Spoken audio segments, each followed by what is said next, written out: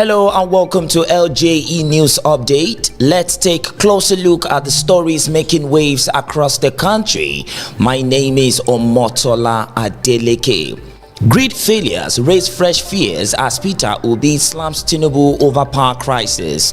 Onitsha Head Bridge blocked as residents protest market closure. Lagos waterfront residents protest demolitions, march to state assembly. CBN grants national licenses to top fintechs and microfinance banks, boosting national operations. Kajuru abduction, 177 worshippers held.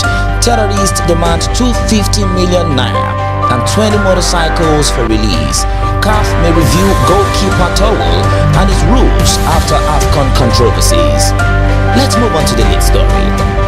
Concerns are mounting over Nigeria's power sector after 3 grid disturbances in less than a month, reviving fears of a return to frequent system failures. The national grid collapsed twice within 4 days in January 2026, following a similar incident in late December 2025. Distribution companies attributed the disruptions to low generation, which reportedly plunged from over 3,800 megawatts to just 39 megawatts during the latest incident. While industry stakeholders insist the sector is not sliding back to the era of incessant collapses, they admit that poor generation remains a major challenge. The Nigerian Independent System Operator described Tuesday's incident as a partial collapse caused by voltage disturbance, adding that supply was restored shortly after. Meanwhile, former presidential candidate Peter Obi criticized President Bola Tinubu, saying repeated grid failures contradict his 2022 campaign pledge on stable power. Onitsha Head Bridge in Anambra State was blocked on Wednesday as residents protested the continued closure of the Onitsha main market. Following Governor Chukwuma Soludo's one-week directive, videos shared by the African Democratic Congress show protesters barricading the bridge, chanting, "No way in, no way out." Onitsha to Asaba, blocked, stand still.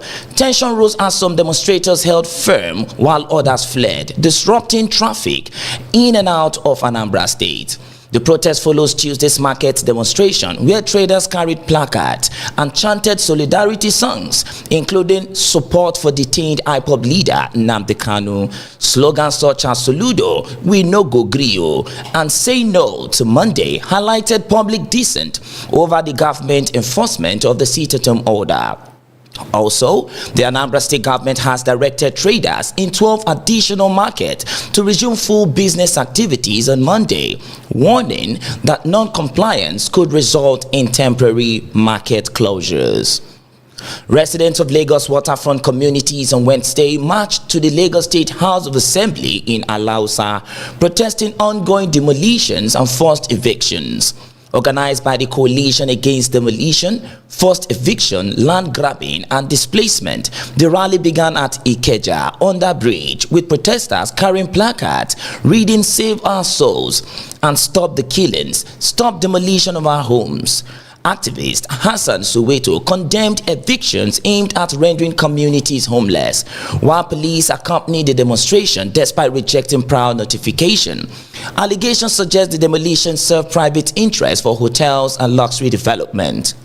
Human rights lawyer Femi Falana cited multiple court rulings protecting residents, highlighting tensions between development and resident rights. Quickly, let's go on a short break, and when we return, we will still give you more stories making the rounds.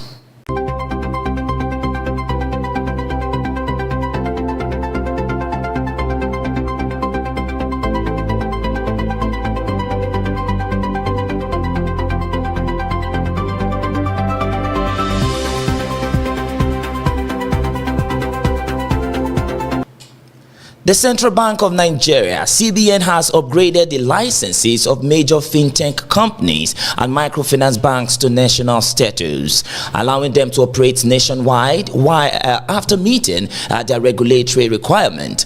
The upgrade covers MoneyPoint, MFP, OPay, Kuda Bank, PalmPay, and Paga.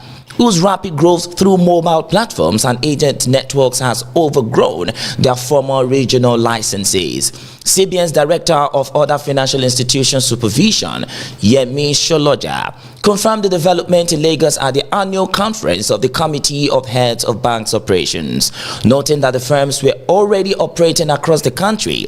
He stressed the need for physical offices to support customers, particularly in the informal sector.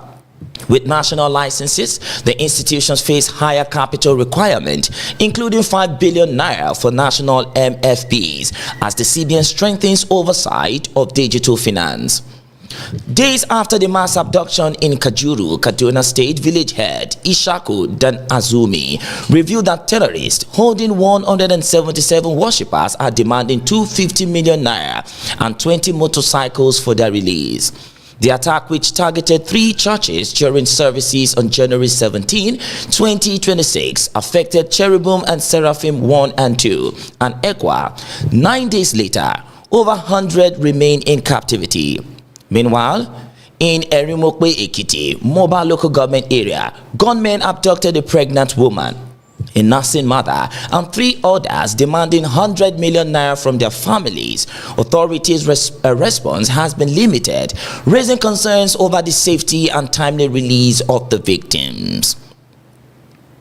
Olivia Safari, president of the CAF Referees Committee, has hinted that regulations on goalkeepers' use of towels may be reviewed following controversies at the recent Africa Cup of Nations in Morocco.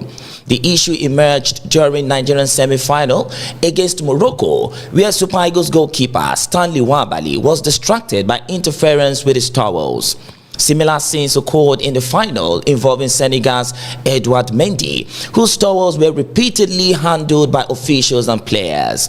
Speaking to Canal Plus Afrique, Safari said organizers must address the problem, noting that while towels are not official equipment, their use should respect fair play and not influence the game. And that's wrap it up on LJE News Update for now. Stay tuned for more update. Make sure to follow, like, and share at LJE News on all social media platforms. My name is Omotola Adeleke. Bye for now.